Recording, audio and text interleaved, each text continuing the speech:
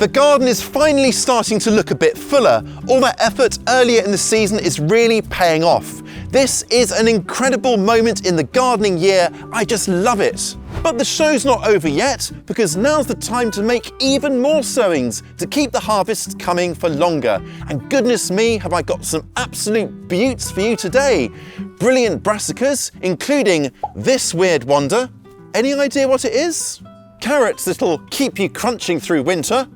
A trio of truly tremendous leafy herbs. And if that's not enough, a vegetable that's as eyelid-flutteringly gorgeous as it is tasty. You'll see. Summer broccoli or calabrese is one of the real joys of the summer garden. Here's mine planted a few weeks ago and they're beginning to take off now. But to keep the party going into winter and beyond, we need to sow some sprouting broccoli. This winter hardy favourite is absolutely delicious, lightly steamed. It really is a royalty amongst veggies. This is one brassica. It's well worth starting away from where it's going to be grown. That way you can overlap crops. So while the previous crop is still in the ground, this one could be starting off already. This way you can overlap crops by as much as 2 months. That's super savvy space saving. The plan is to have the sprouting broccoli go in where my fava or broad beans are currently, making this a really A-rated succession crop. Enough of the chat, let's get on and sow. And I'm just sowing into this all-purpose potting mix here and making little depressions ready for the seeds. Now I'm going to sow just 2 to 3 seeds per plug here, and then I will thin them out to leave just 1 seedling in each once they are all up.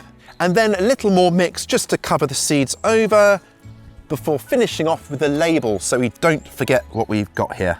As I said, we'll eventually have just 1 seedling in here, and once we can see the roots coming out of the bottom here, that's usually a good sign that they are ready to plant. However, timings don't always work out perfectly.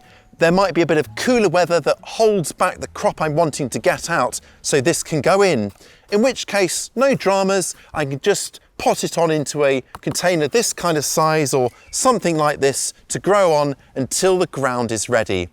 No seasons are the same, and this gives that little bit of flexibility. Then once they are good to go out, I will space them about 16 inches or 40 centimetres apart in each direction, and I should be harvesting those first sublime spears in early spring. So what on earth is this?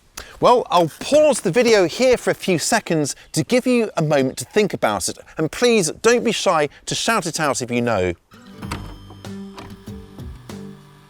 Well done to you if you said kohlrabi. This rather, let's face it, obscure member of the brassica family comes from the German for cabbage, kohl, and turnip, Rübe. In fact, most of the brassicas that we know and love are in fact the same species, just bred for different characteristics. So kohlrabi for its swollen stem, cabbage for an enormous terminal bud, Brussels sprouts for enlarged side buds, kale for bigger, better leaves, and broccoli and cauliflower for enlarged flower buds. And they all cross with each other. It's just remarkable. That never fails to blow my mind. Like all brassicas, kohlrabi is a cool season crop. So if you get quite warm summers, early in the month might be your last chance to sow it. But you can always pick things up again in the autumn. Now they can be sown into pots and then the seedlings carefully transferred into their own plugs, but seeing as I've got space here, I'm just going to sow them in exactly the same way as my sprouting broccoli next to them here to fill up the rest of the tray. So it's a few seeds per plug, and again I will thin them out if I get more than 1 seedling, so leave just 1 in each plug. And then again, just lightly cover them over. Give them a bit of a water to start them off. Now in this lovely warm weather, I reckon this broccoli and kohlrabi will be up within as little time as a week. And just like the broccoli, I might pot on the kohlrabi if the ground isn't yet available, and they will eventually go out about 10 inches or 25 centimetres apart in both directions. Both my broccoli and kohlrabi will need protecting from those pesky pigeons and butterflies using netting. but certainly in the case of our alien-looking kohlrabi, it won't be long before I'm tucking into beautiful shaven stems in a salad, or perhaps kohlrabi fries or chips. Root vegetables like beetroot, carrot, rutabaga or swede are mainstays of the winter larder. Now, all this talk of winter almost feels a little bit taboo when summer's barely got started, but if you can bear it, it's worth looking ahead because now's the time to sow roots to enjoy over the winter. Carrots suitable for overwintering or lifting to store are usually the biggest varieties of all. Look out for a main crop variety described as good for storage. Here are some popular ones. And sow them into good, loose soil because these roots can develop into whoppers. Carrots are best sown direct, and because it's now summer and that much warmer, I'm watering along the rows first to get the water exactly where it's needed around the seeds. Now this also means that I'm only wetting the rows themselves and not the soil around it, which will help to avoid weeds. This of course works better in drier weather, which it is now. Okay, let's get on and sow. And like so many of our seeds, I'm taking a small pinch and then scattering them nice and thinly here, because eventually we want them up to about 1 inch apart. So we don't really want to sow too thickly. You see half a pinch has done it, so I'll put the rest back for now. And then just cover them back over like that. Now I won't actually water along here again for a few days because they've got that moisture around them already. But of course, if it is much warmer and much drier, then I will keep this well watered because we want to keep it consistently moist around the seeds so we get good even germination. These main crop carrots will need to be thinned if most of them do pop out. And I will thin them, as I said, to about 1 inch or possibly up to 2, that's 5 centimetres apart, just by pulling out the little plantlets to leave them at their final spacing. And then once I've done that, I'll give the whole area a good water to knock back the carroty scent and avoid attracting the local carrot fly. Now, if you'd like to know more about growing carrots, then do check out our carrot growing masterclass video, but only after we're done here, of course. Leafy herbs bring so much to the kitchen table, don't they? And I've got 3 rubber-stamped must-grows ideal for sowing at the start of summer. First up is dill. Now, dill is a fantastic annual herb for sowing directly where it's needed. It's a fast grower and it's ideal for making pickles of all sorts of sizes and shapes, and its lovely feathery foliage really turns heads too. And if you let it flower, it'll really attract beneficial bugs. Dill is also a fantastic companion plant to so many of our other vegetables that we grow, including tomatoes. So I figured I may as well plant them next to these recently planted toms. Now I've just lightly fluffed up the soil here to receive the seeds, and then I'm taking the slightest pinch like that, and then just scattering them over the lightly forked soil here. We'll get a nice little ribbon of dill here, and then just fork it back in. And then to finish, a little bit of a water. Now these seedlings pop up really fast, so I reckon I should get my first harvest within as little as 2 months. Perfect for perking up poultry or adding a little finesse to fish. Well, what next? Parsley, of course. I love growing this from supermarket herbs, which I just split apart, pot on, grow on, and then plant out like this little lot here. But this is a sowing video, so let me show you how to do that. Parsley needs no introduction, of course. Just like dill, this will attract in the beneficial bugs if you let it flower in its 2nd year, and this lot are about to go into flower. In the meantime, however, you'll get to enjoy lots of lovely leaves. Now this time I'm sowing a flat leaf type of parsley. It's quicker growing and I reckon is more versatile in the kitchen. Now dill likes good sunshine, but parsley can cope with sort of dappled shade like we've got in this bed here. So I'm sowing them about 1 centimetre or ½ an inch deep, and then it's the same old format, a scant pinch of seeds, nice and thinly along the row like this, and then just sort of pinch close the row. Now these guys can take a while to germinate, up to 6 weeks in fact, so it's going to be important to keep this area nicely watered.